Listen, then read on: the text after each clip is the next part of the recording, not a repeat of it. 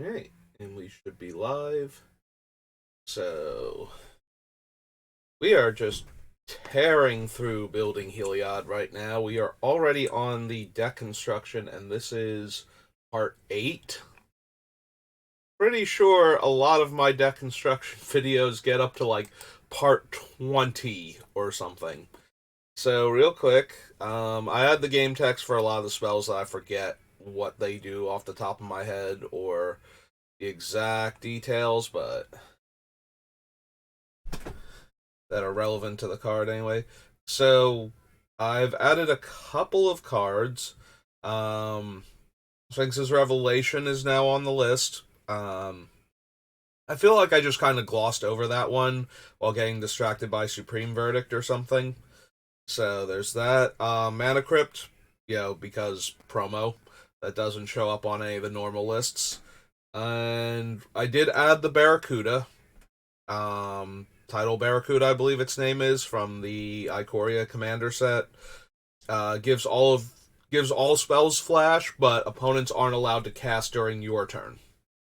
So I'm still not 100% sure that we want to do everything on our turn. I'm thinking we do now, though. It's easier to protect ourselves from opponent spells during our turn than it is to protect ourselves from their spells during one of their turns. So, oh no, we lose out on the one card the player would have actively drawn that turn is usually like the worst case scenario. That also means, though, that we'll probably lose Days Undoing because we can't run that. It ends the turn if we cast it. It ends the turn as part of the effect, not as. So there's no point in time where we can cast anything after all of our opponents have drawn 7 off of it. So that is kind of really bad for what the deck is trying to do. But everything else works perfectly fine. Um, What was I? Oh, right. I wanted to add Slash the Ranks too, because it doesn't kill our commander. It doesn't kill anybody's commander, but it kills everything else. I believe it's called Slash the Ranks. All creatures and planeswalkers except for, and this was from Commander Legends. Okay, so that's not too hard to. And so. Yeah, I wanted another Wrath on the list that we could run without having to worry about Heliod getting killed. It's a sorcery, and it destroys creatures and planeswalkers that aren't.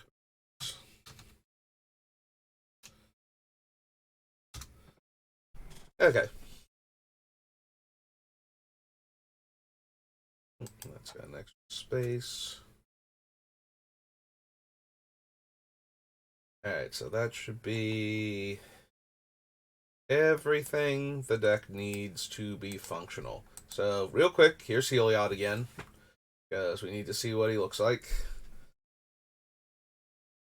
So, enters the battlefield, return target enchantment card that isn't a god from your graveyard to your hand. 3 and a Phyrexian blue mana to transform him at sorcery speed. And the flip side is where all of the actual action is for this deck. We can cast spells as though they had flash, which is becoming less relevant the more I want to cast the spells on my turn. But the other one is where we're going to make Heliod work, because spells that I cast cost 1 less to cast for every card an opponent has drawn this turn. So if we make everybody shuffle their hand and graveyard into their deck and draw 7, we get a discount of 7 mana per opponent we have, which is normally somewhere between 2 and 3.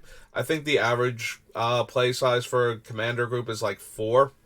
So that's 21 colorless mana because you're not your own opponent no matter how badly you play. So. But yeah, minus 21 mana, or 14 if you're playing against 2 people. it heads up your spells cost 7 less just for having done that, which is probably still enough. And while you don't get as big a discount, you also don't have as many things to worry about from a single opponent playing against you. So, yeah, let's figure out what we want to get rid of. There are a few things that I think have a high chance of getting cut at this point. Winter Orbs and maybe. Oh, I did also add Heracle's Recall. In addition to the other thing, the it's not Rebuild, is it? It's from Urza Saga or Urza's Legacy rather. Its name is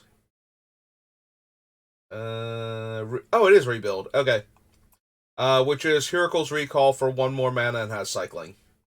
The goal is normally to target ourselves once the casting cost on our artifacts has been reduced by way more than the amount of mana that they cost. So that way we can pick up all of our artifacts and put them back down and tap them for mana again. So even the colorless mana does matter because we do have colorless activation costs that we can't pay for with Heliod. Like Heliod only reduces spells casting costs, so any activation costs we want to play, we still have to come up with the mana for that. So that's going to be a thing. And we do have some activation costs we want to pay, including Equilibrium, which gets absolutely out of hand once we have Ulamogs bouncing each other constantly and being cast for free again, uh, destroying and exiling all of our opponent's board states until there's nothing left. So that's going to be fun and something we can very easily do. So yeah, we have Heracle's Recall on the list. Merchant Scroll is fine for right now. Diminishing Returns is fine. Diminishing Returns is one of the more dangerous Time Twister effects because we don't have any control over what cards get exiled with it, but it is 10 cards in our 100-card deck. So the odds of us losing all 10 of anything relevant to the deck is super, super low. If I didn't actually do a count to find out how many cards that we have. I meant to do that before I started the stream, and I got distracted by adding the game text for all the things and adding in a few cards. So I guess we need a count first.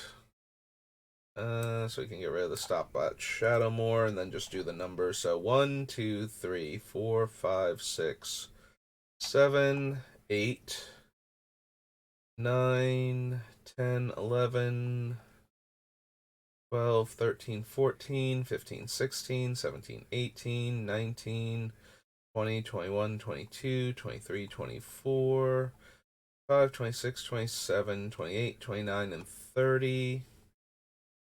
31, 32, 33, 34, 35, 36, 37, 38, 39, 40, 41, 42, 43, 44, 45, 46, 47, 48, 49, 50.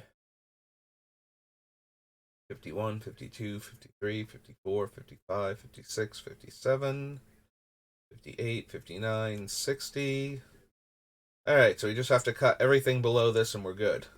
61, 62, 63, 64, 65, 66, 67, 68, 69. Congratulations, Teferi, your card number 69. 70. 71, 72, 73, 74, 75, 76, 77, 78, 79, 80, 81, 82, 83, 84, 85, 86, 87, 88, 89, 90, 91, 92. Oops. 93, 94, 95, 96, 97, 98, 99, 100, 101, 102, 103, 104, 105, 106, 107, 108, 109, 110, 111. Almost counted the Sanctum. 112, 113, 114, 115, 116, 117, 18, 19, 20, 21, 22, 23, 24, 25, 26, 27, 28, 29, 30, 31, 32, 33, 34, 35, 36, 37, 38, 39, 40, 41, 42, 43, oops, almost counted, 44, 45, 46, 47, 48, 49, 50, 51, 52, 53, 54. Our commander is 55, 56, 57, 58, 59, 60, 61, 62, 63, 4, 65, 66, 67, 68, 69, and 70, 71, 72, 73, 74, 75, 76, 77, 78, 79, 80, 81, 82, 83, 84, 85, 86, 87, 88, 89, 90, 91, 92, 93, 94, 95, 96, 97, 98, 99, 200, and 201 for Mana Crypt. Alright, so we are starting off at 201 cards, so we only need 141 cuts. Which is actually really impressive. I think I'm just getting faster at this and better at recognizing cards that we're not going to actually play. So, alright, let's start cutting things. Now that I know where our count is at. But yeah, I like diminishing returns. I think we can cut the puzzle box. If we're going to do stuff on our turn primarily, then we don't need to make the opponent draw a whole bunch of cards on their turn, which is what puzzle box would accomplish. So, we can cut that one. Keeping all of these for right now. All of those, and Thran Dynamo. We might wind up cutting the eye and the tooth. It's certainly a possibility there. The Mirari, Time Stretch. Plan stays for now. Desire. Rush of Knowledge can probably stay. Till we get really deep into the cutting process. Talisman is fine. Beacon. Pop. The Curio is just another equilibrium that just works by us casting non-artifact creatures. So every time we cast one of the Eldrazi Titans, we can bounce another one and just keep doing that. Sky Scribing, Tidespout Tyrant is fine for right now. The Fairy, Trickbind. So we only need Memorial if we're going to go with the little creatures route, which would require some combination of Talrand, Monastery Mentor, and Murmuring Mystic. So that way, every time we cast one of these spells, we get to shuffle everything back in, and then we get to draw more cards, and then we get tokens, and then we play Akroma's Memorial, and then all of those tokens will have haste, and all of the monk tokens will be huge. There's also a Shark Typhoon on the list. That being said, is that what I want to do in order to try and win this game? Because it's certainly a way we can win the game, and it's a valid one, but I also like just casting and recasting the Titans over and over again and getting their cast triggers constantly. And then just tearing all of our opponents to pieces with them.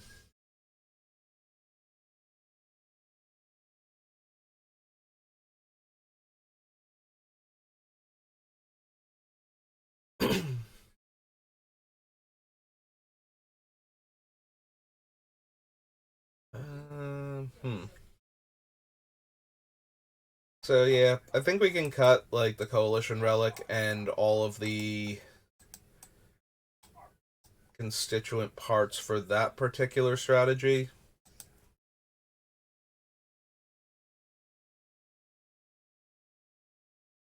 I mean, we could leave the memorial itself in so that way the Titans have haste.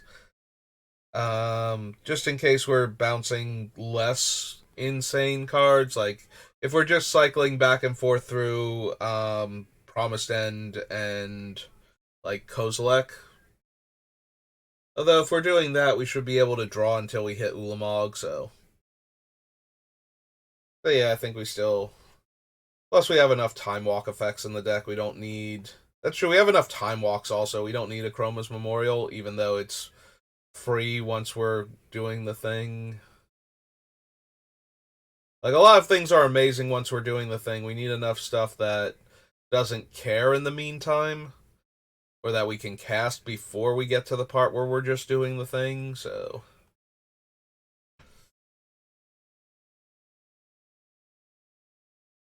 We can probably cut Blue Sun Zenith. With all of the other we draw X or target player draws X or everybody draws X cards we have, we probably don't need one that's primary thing is shuffling itself back into the deck if we're going to run every Time Twister we possibly can, even though some of them do exile themselves. Cage Sun. Probably not gonna need Jenga Taxis, but we'll leave him for right now. Reckoning is fine. Lab Maniac. Rift. Revelation. Verdict. Enter the Infinite. We'll leave the Burnished Heart for now. No harm in having a few land-based ramp spells in the deck.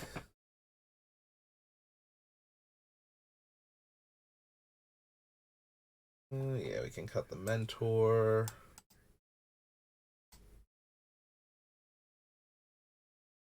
Alright.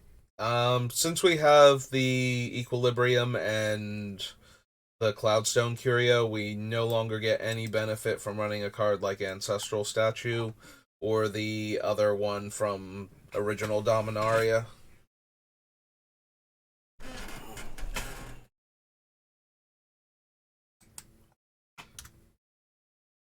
We don't need that extra O there. I do want Conduit of Ruin, though, being able to tutor up the other Eldrazi Titans.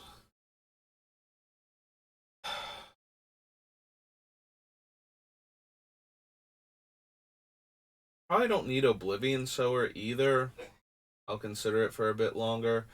Docent of Perfection, also in the same category as the Monastery Mentor, so that can go.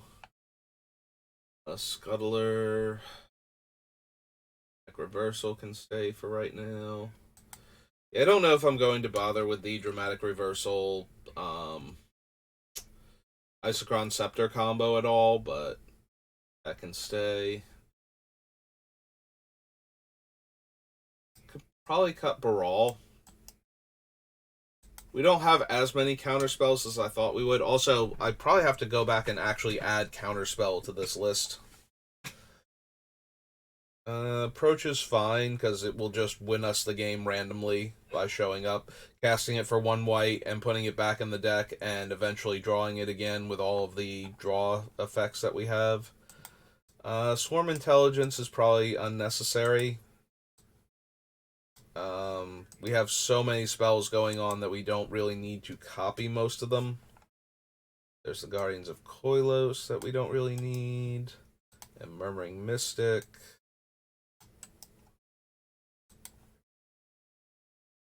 Emergency powers can stay. Veto for right now. Finale, yes. Jace, yes. We'll leave Spark Double for the time being. I can get rid of Shark Typhoon now.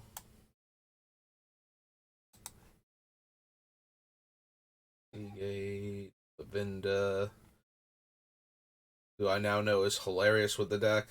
I didn't even think of Mavinda when we were building this, and as soon as I saw them, I'm just like, oh, okay, yeah, we're definitely doing that now. Hullbreaker Harp can stay for right now. We'll probably wind up cutting it though. Norn can stay for right now. The Eternal Wanderer's fine. Manipulation, capture, time reversal. Temple Bell seems unnecessary since we have. The only way we would have to keep untapping it would be if I actually did put Dramatic Reversal on Isochron Scepter, so. That seems unnecessary with how this deck is already going. Now there's Taurend. Almost went right past him. Replication. And that can stay for right now. Appropriate, Recruiter. I think Recruiter has actual very few targets in the deck, so there's always a chance we're going to have to cut it.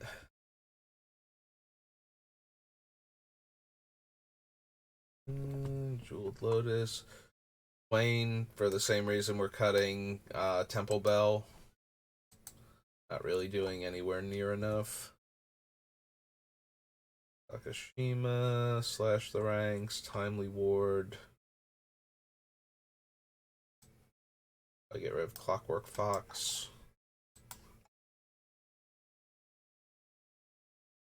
Here, Bastion, Protector, Conqueror's Flail, Tygom, Barry's Protection, Coveted Jewel, Fierce Guardianship, Flawless Maneuver, Idle Barracuda, Use Vortex, Drown in Dreams, The Wedding Ring. Actually, the Wedding Ring isn't going to work if we're not doing stuff on the opponent's turns. Because then, if we're doing it on our turn, we're just making that one player draw the extra cards. Yeah, we probably don't need that then. Scepter and Mana Crypt. Alright. We cut all those, so that's 1, 2, 3, 4, 5, 6, 7, 8. 9, 10, 11, 12, 13, 14, 15, 16. So 185 left.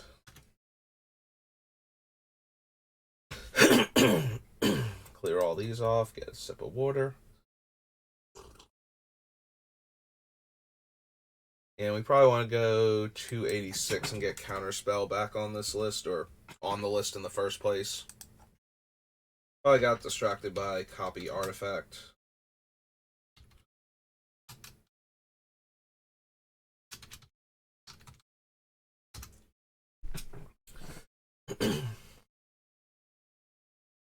Alright. So I think we need to start by doing counts of certain things that we have in the deck. So one of the biggest things is all of these things that let players or force players to draw cards in large quantities. So we want Brain Geyser. I think we want the Time Twister effects separate, and those are way more likely to stay in, so right now I'm just going to focus on the ones that cause me, target player, or all players to draw X cards.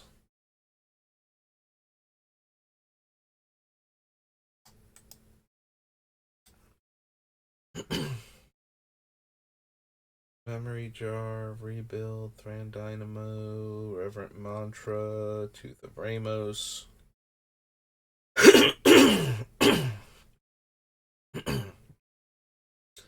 Probably don't need the Mirari.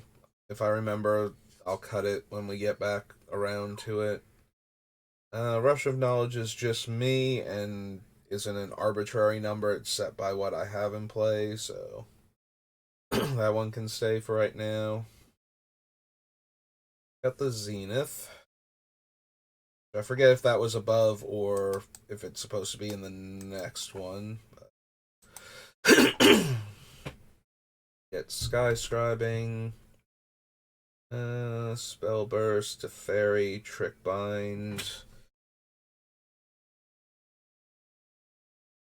Glowing Chalice, All is Dust. Melody Spasm is not one of them. Desecrated Sphinx, Metamorph, Gambit. Sphinx's Revelation is one of them.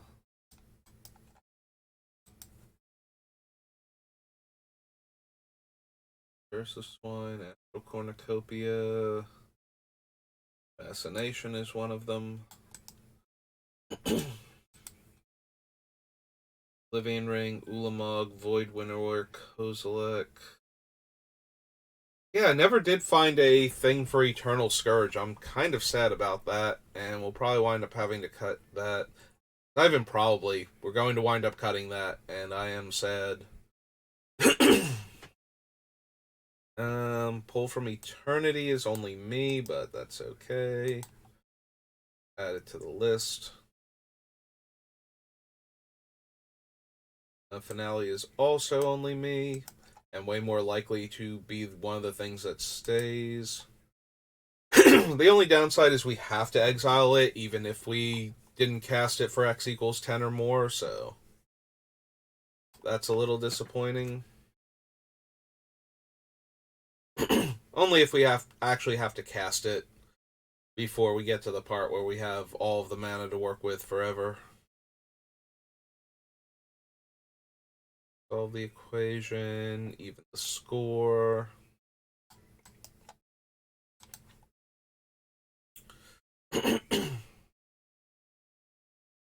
Norn, Eternal Witness, Temporal Manipulation, none of these.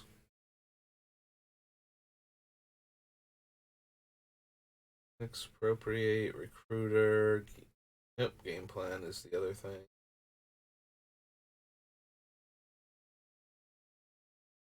Deluge, Timely Ward.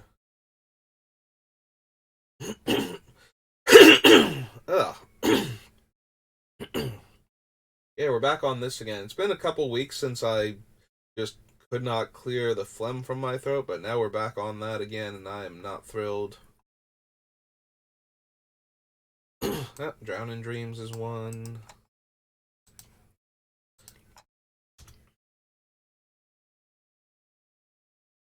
And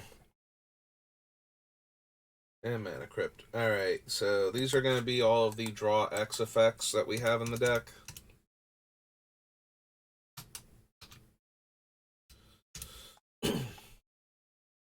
We'll start at the bottom with Prosperity. Wait, Prosperity is not the bottom. Brain Geyser is the bottom. Delete that off the list. There we go.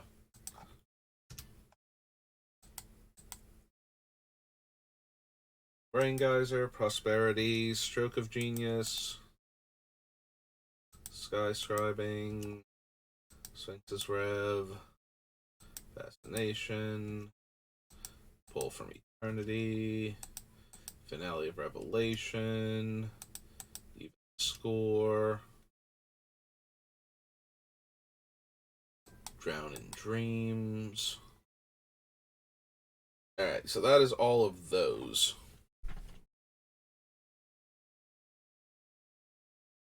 So, for the ones that can only affect me, I think it's safe to get rid of Pull from Eternity.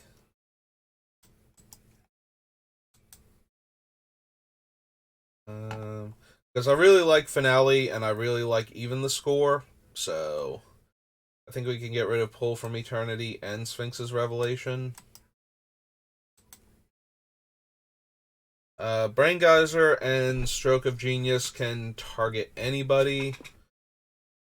So can Drown in Dreams. So if I want to deck somebody, if they're not going to die to Eldrazi Titans, for example, and I just want to make them draw 180 cards, just cuz, without killing myself when I don't have Lab Maniac or Jason play.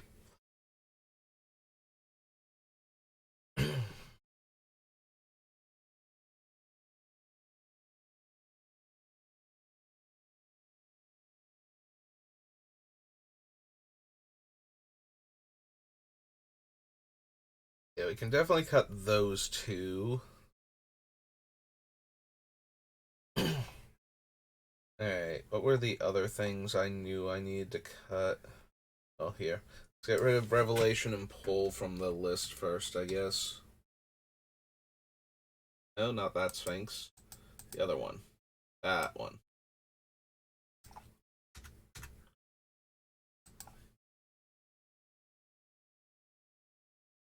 Eternity. Alright, so there's those two dead. Now, there are a couple cards that I saw when we were going through this that definitely need to go. I forget what they were.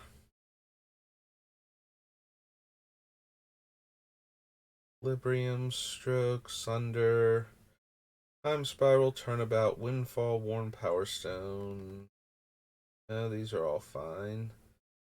The Eye and the Tooth are still fine for right now. They might wind up going. Oh, the Mirari. Because we don't need to copy anything. We have plenty of bomby effects without copying them, so we don't really super need to get rid of, or we don't really super need to cast Time Stretch and copy it. I'm pretty sure 2 turns in a row is going to be enough with this deck. And none of these were definite cuts. The Robot, Talisman, Lattice, Beacon.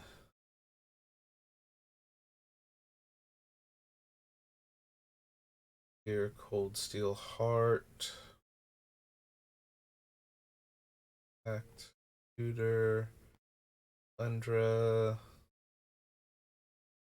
At least one other card that no longer served the purpose we put in the deck for, that we need to get rid of. Training Grounds, Ulamog, Consecrated Sphinx. I cannot remember what it was now. Yeah, Cyclonic Rift, Enter the Infinite, Burnished Heart, Curse of Swine, Big Treasure Cruise.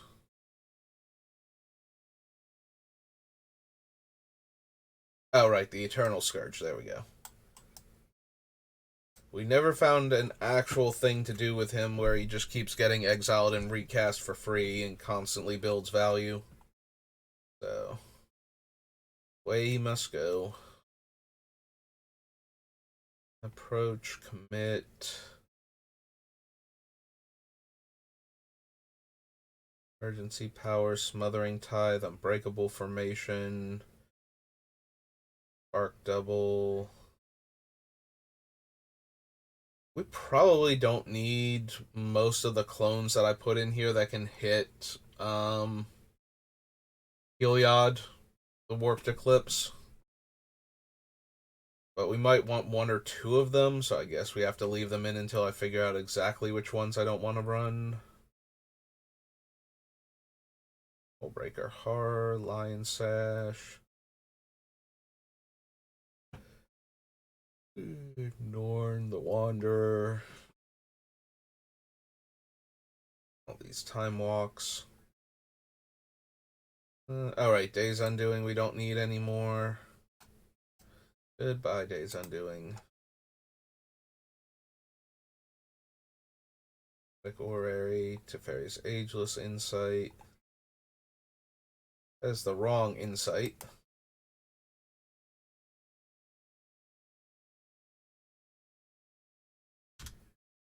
There we go. Much better. Or Teferi. Expropriate, Recruiter, Game Plan, Spell Seeker, Echo, Force of Negation, Generous Gift. Yep, all of these are staying. Deluge, Sakashima for right now. Timely Ward, Vile Duplication.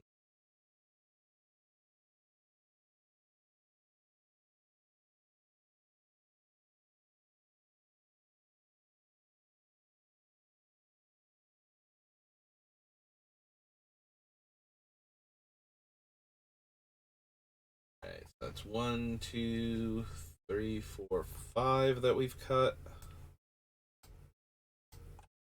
That's a 1.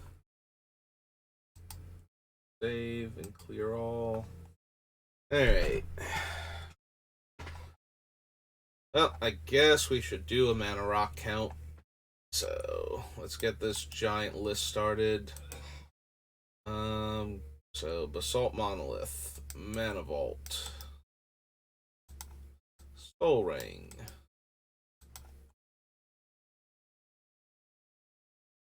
Drain Felwar Stone,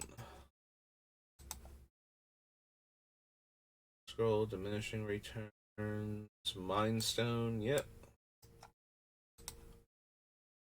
Thorak, Time Warp.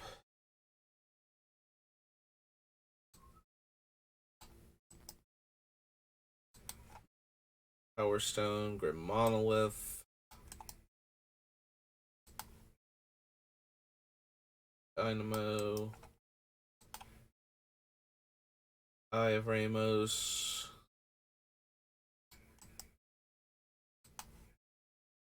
Tooth of Ramos,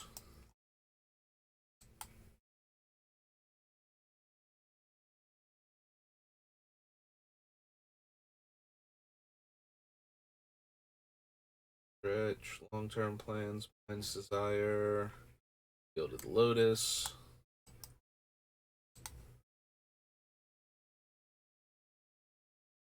Talisman of Progress.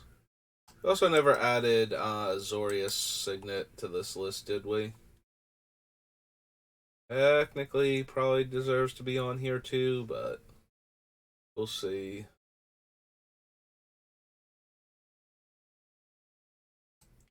Old Steel Heart.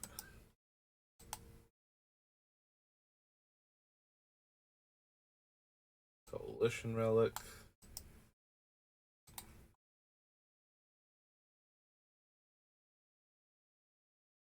Overflowing Chalice. Stone Hedron.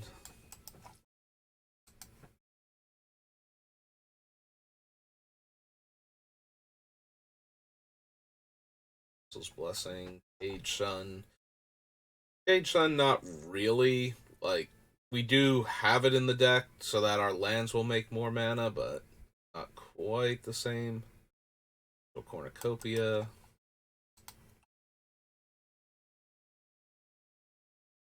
Fascination. Hedron Archive.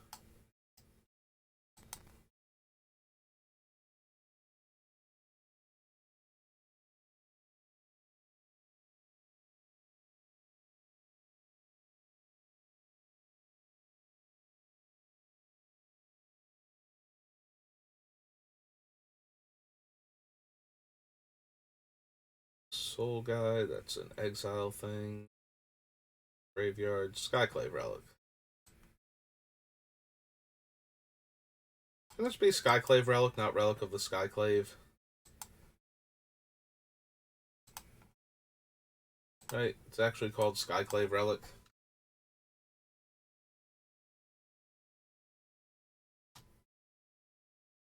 Yeah, okay.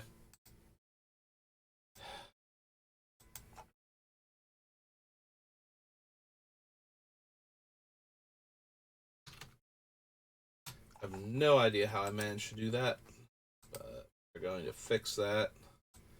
Otherwise, it is going to bother me. Alright, Skyclave Relic. Crisis averted. One with the multiverse. Manipulation. Chromatic Orrery. Oops.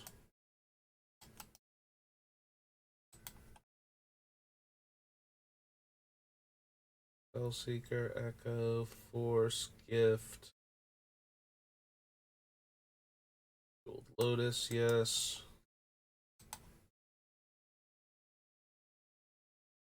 Signet, yes.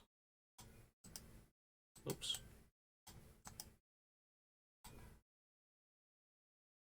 Protection. Coveted Jewel, technically, yes.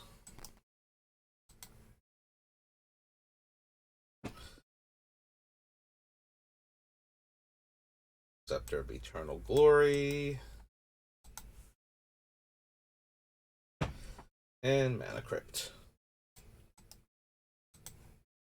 Alright, let's go down here. And Mana Rocks.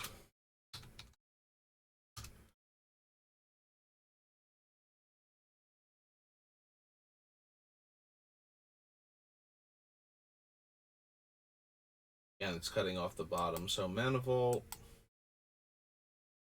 Soul Ring, Felwar Stone. Delete D.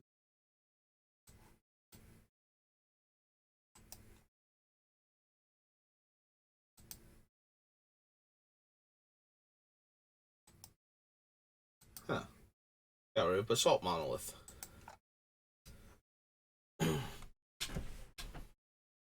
Okay, fine.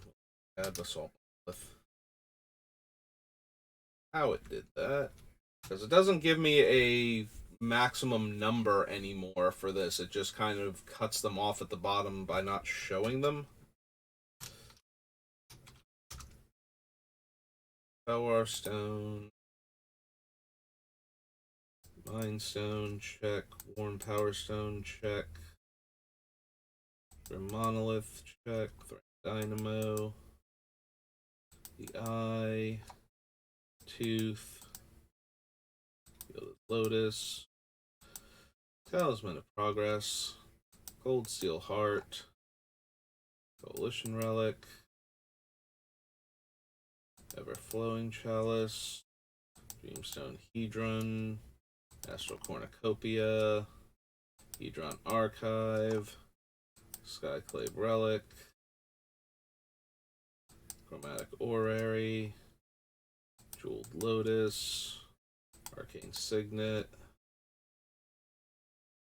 Coveted Jewel. Scepter of Eternal Glory.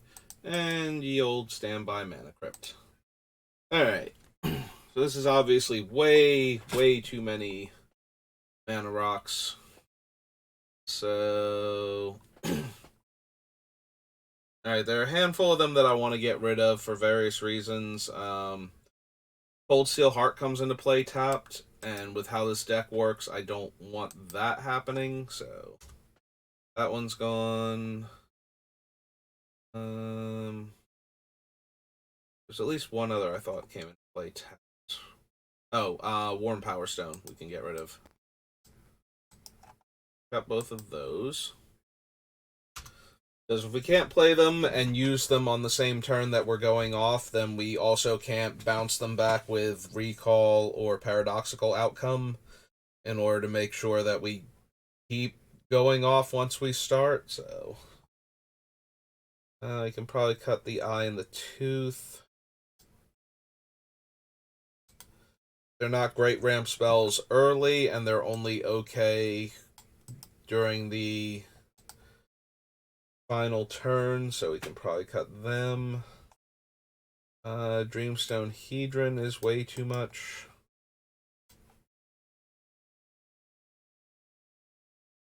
Same with Chromatic Orrery. Yeah, the Coveted Jewel might stay just because it draws us 3 cards when it comes in, but That's it. Um,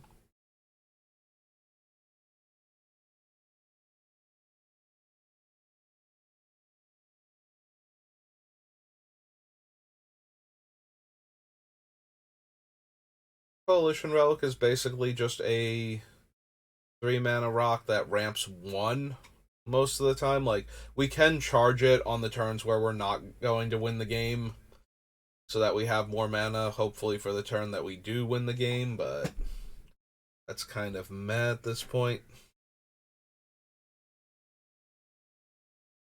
Especially compared to what we can do with the other ones.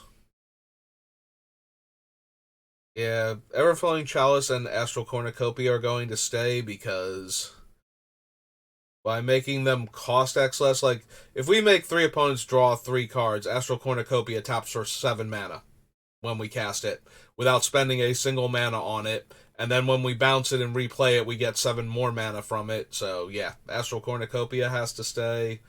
Everflowing Chalice is going to stay for the same reason. Right? I'm not forgetting this, right? Astral Cornucopia does not enter the battlefield tapped. Because if it does, we can get rid of it. So, Astral Cornucopia enters the battlefield with X charge counters on it. Yep, okay. So that is all we need for that.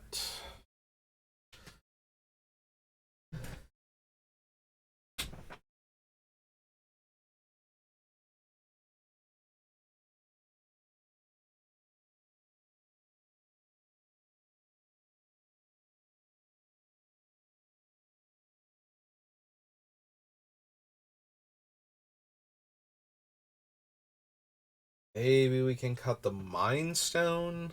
Although it is a 2 mana rock, which makes me a little less inclined to do that. We can probably cut Coalition Relic. It's not going to do enough. It doesn't do anything fancy on the turn that we're winning, other than be another free 1 mana source when we bounce it. Similar to Talisman of Progress or Arcane Signet or any of those. But in the meantime, it taps for 2 mana. So that was the main reason to keep it in. And it taps for 2 mana every other turn, functionally. Alright, so we cut those. So 1, 2, 3, 4, 5, 6, 7. Those are the easy mana rocks to cut. Cold Steel Heart, Power Stone.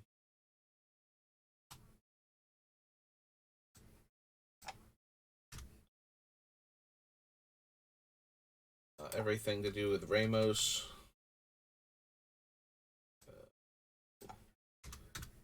1, 2.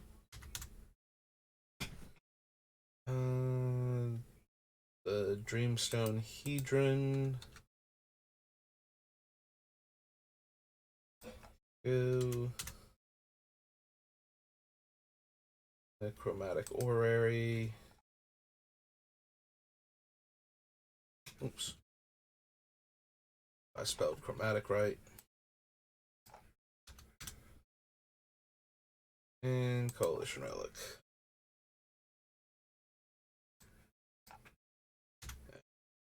One, two, three, four. Wait, 1, 2, 3, 4, 5, 6, 7. 7 more cards off the list.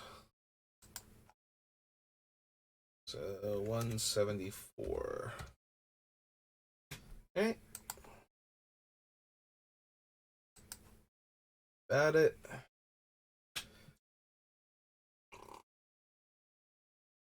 So if we have that many, how many of the copy effects do we actually want? We have copy artifact, sculpting steel, and Phyrexian metamorph. Um, hmm. That is a good question. I don't know what the answer is yet, though. Might want to cut either some combination of them or some combination of the other mana rocks and just use them to copy the better ones that we have.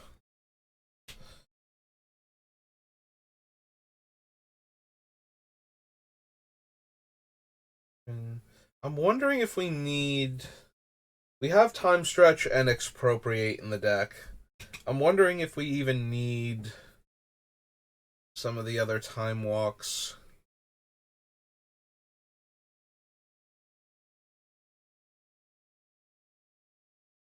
So if we cut them, Time Warp is probably the best one to cut because it targets and therefore can get deflected to another player if they're running any of the cards that do that, including at least one of the cards that we currently have in the deck, being Commandeer. So that's a possibility. Definitely want Time Spiral, Turnabout, Windfall.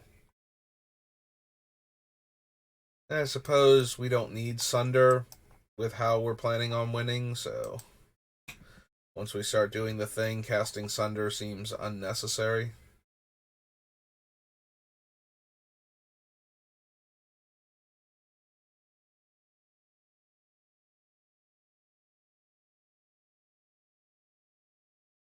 Probably don't need Factor Fiction. We have a bunch of other card draw in the same like cost range, but just getting us more raw cards than Factor Fiction would. So, while it might be the better spell, you know, in a vacuum, I think the other ones are fine for this deck.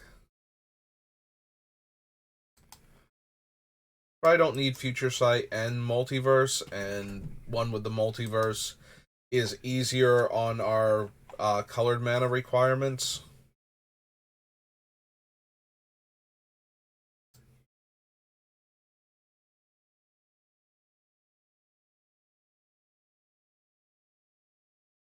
Can leave Mind's Desire in for right now, but it might be unnecessary with all the other things we're doing.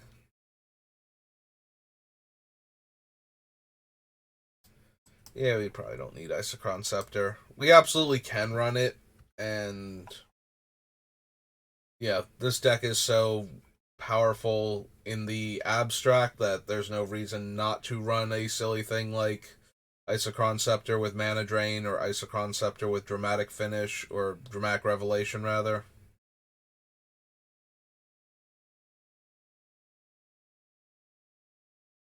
We can cut the Beacon. It's definitely the worst of the Time Walks we have in here. Huh, I never put in, what's its name?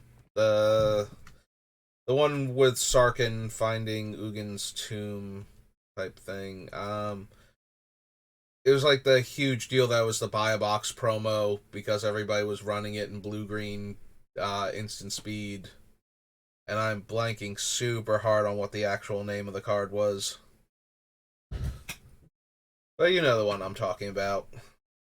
Everybody knew the one I was talking about because it was one of those things where blue green flash was like the huge deck, and the fact that it was an instant and put itself back into your deck to stop you from looping it from the graveyard instead of exiling itself was the thing that like sealed the deal, because you would get to the point where your deck was literally just that card and you would just keep taking like infinite turns while killing your opponent with whatever flash creature, usually like the wolf or something. It's like, oh well, technically I didn't cast a spell on my turn, so here's a 2/2, and now that that is resolved, I'm gonna time walk again and put the time walk on the bottom and then draw the time walk and so on in this manner until I have more creature tokens than you have blockers, and then I'm going to start attacking you on each of my free turns. Definitely want the Curio. I suppose the way that we're planning on winning with the Eldrazi, we don't need something that has triple blue in the casting cost. And if we're stopping the opponents from doing anything during our turn with the things that we're already running, we also don't need to bounce like all of their lands or anything, so we can cut the Tide Spout, and that means we can also probably cut the Temporal Fissure from up here.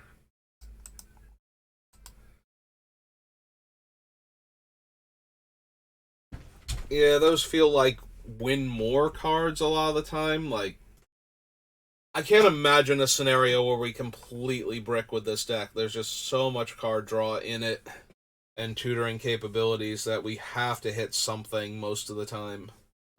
So,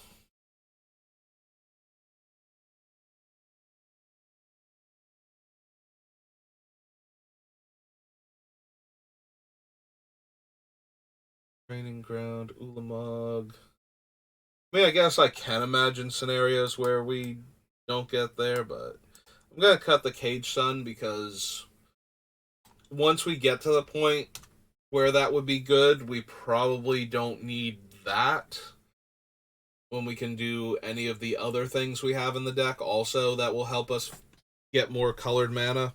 Because the big thing about playing Cage Sun is that once the opponents have drawn their 7 and we get to play it for free, it's basically a high tide in our deck for whichever color we need more of right now.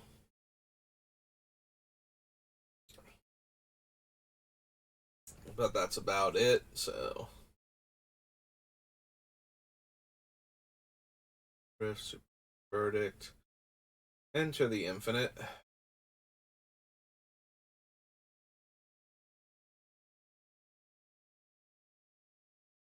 Yeah, we probably don't need Curse of Swine. So the Curse of Swine idea was that if we have the cost reduction, we can exile all of our opponent's creatures and leave them with a bunch of 2/2 boar tokens. But if we can do that, then we can also probably win the game.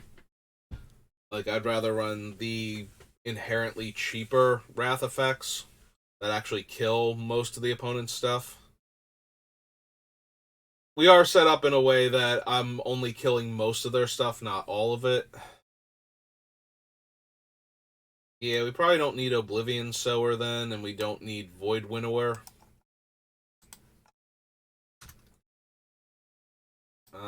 Both of those are fine cards for the deck, but we have better options. Promised End, Summary Dismissal. Hexing Scuttler is still fine.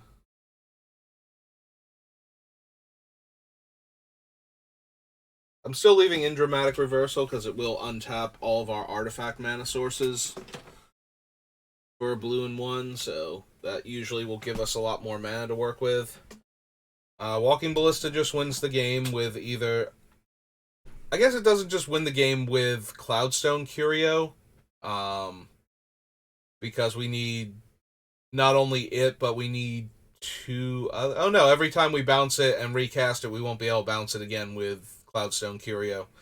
So that one's a little on the weak side. It does need Equilibrium, but it will win the game basically with Equilibrium and any other creature. So you cast the Walking Ballista with X being set to whatever you can afford because of the cost reduction. So again, let's say we made 3 opponents draw 7 cards, that's 21. So get it to an even number is 20, so X is 10. We put it down, we remove 9 counters to deal 9 damage, and then we cast another creature and pay 1 and bounce Walking Ballista back to our hand.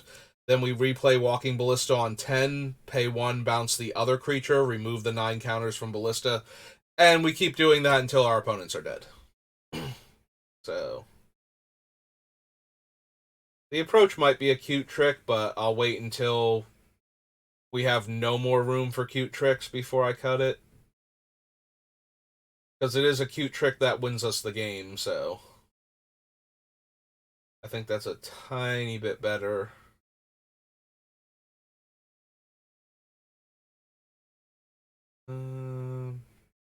Yeah, I want to keep all of these so far. We can cut Hullbreaker Horror for the same reason that we're cutting the Jin, so.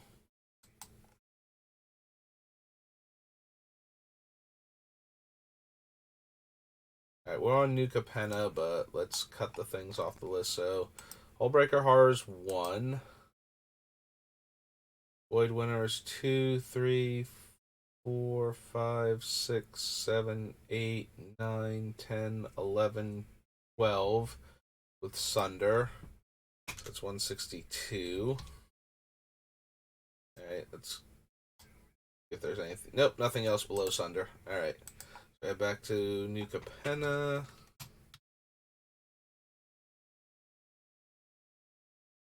So far, so good.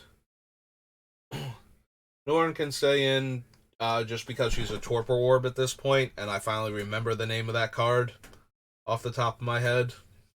So good job, me. The Wanderer can stay because she's a Wrath that excludes Heliod when we need her to. Yeah, I can see cutting Norn because we don't have a ton of comes into play effects. Most of our effects are cast triggers. But at the same time,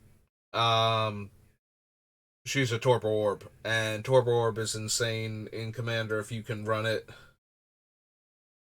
So many people lean so heavily on good comes into play effects to fill out a lot of the creature slots in their deck, and when you take that away from them, as long as Norn lives, if Norn comes down and eats a removal spell immediately, then I feel like she did her job anyway. That's one less removal spell that can go at Heliod, so...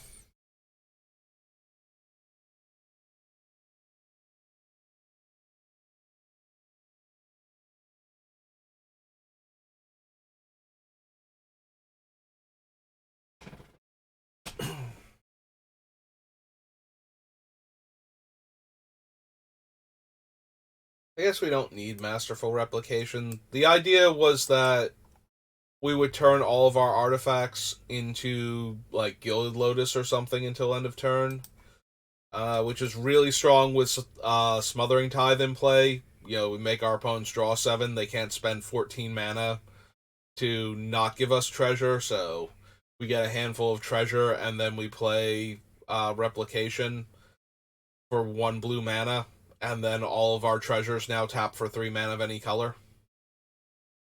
Like, that was the dream in my head with that card, but I think we don't need it. I think we're doing enough without it.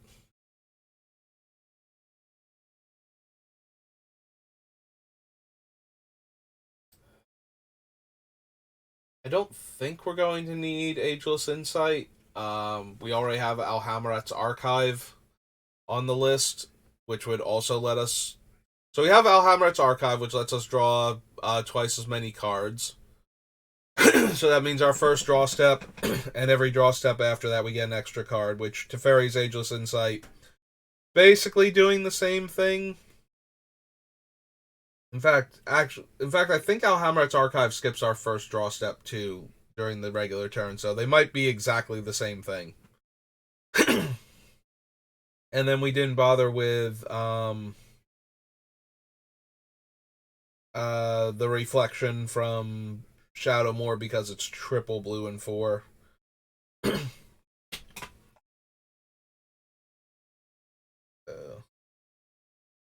Right now, Spellseeker gets to stay in because it tutors up Merchant Scroll, and the Mystical and Enlightened tutors. Although I do have to check because I think we're super low on actual enchantments that we're running. So it's possible that Idyllic Tutor and Enlightened Tutor don't make the deck now.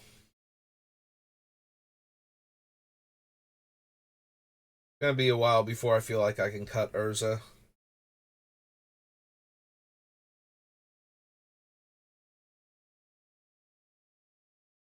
We might get there, but for right now, I just want to keep him in there. Mnemonic Deluge might be more cute than actually powerful in this deck, and while shaving 6 colorless off of its casting cost and casting it for 3 blue seems funny to me, I don't know that that's good. We get to cast a spell 3 times, which means we need something in the graveyard already, and weirdly enough, one of the best things we will be able to hit would be a Time Twister effect, because Heliod still lets us play spells at instant speed even on our turn.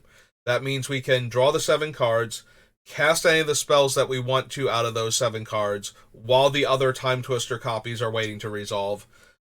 Then let the Time Twister copy resolve, then play all the spells, and then let the third Time Twister resolve, and then we have our new hand now.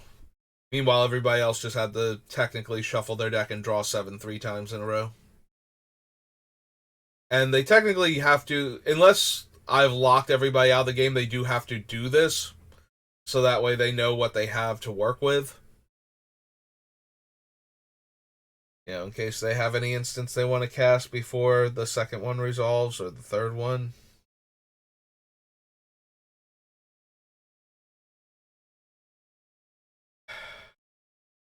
That doesn't make Mnemonic Deluge good, though, is the issue.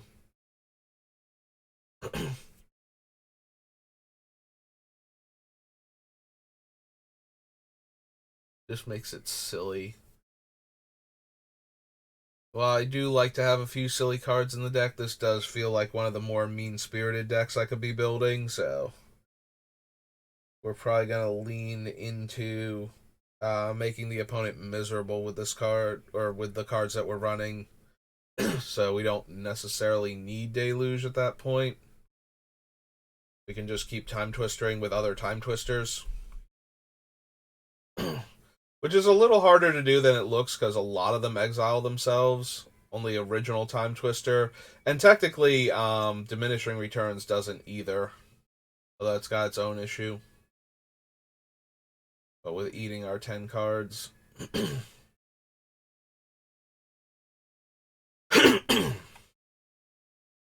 Alright, we have a handful of cards that aren't quite... Let me get some water, I'm going to choke here.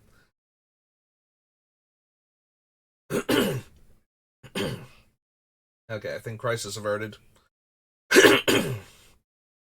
So, we have a handful of cards that let us do X that aren't making us or an opponent or both draw X cards.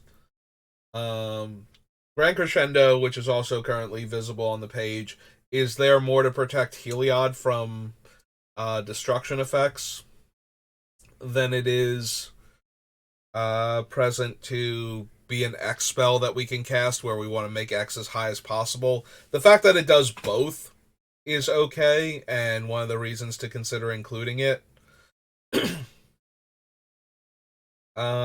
But we have like Muse Vortex and Thassa's Intervention are the two that are coming to mind right now, where we will see X cards and only get to keep some of them.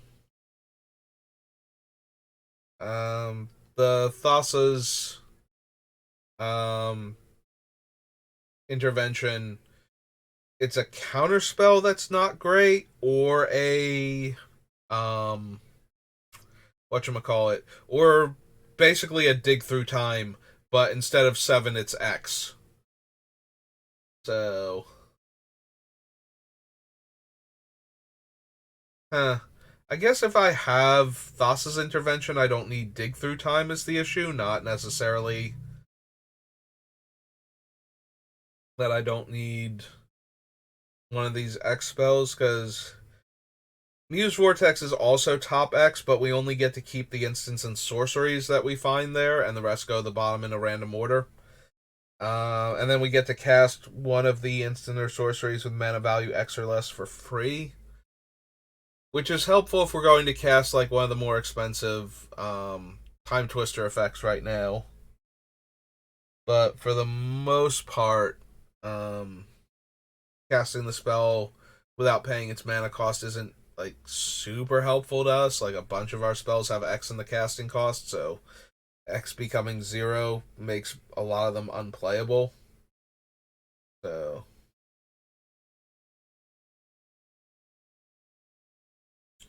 hey, we've been on for a little over an hour, and we have cut the deck down fairly significantly, like 40 cards out of it, and, you know, did all the other rest of the setup that I accidentally messed up and didn't have ready to go. Um, and I am starting to feel drained from staring at the computer screen, so we're gonna cut it right here for right now, and I'll be back in a little while to work on it some more probably before I go try and do an F&M again. And if the F&M falls through, I'll be home and probably drafting another Strixhaven draft. But that's going to do it for me for right now. So thanks for watching. I hope you're enjoying this build of Heliod, and I will see you next time. If not, have a good rest of your day.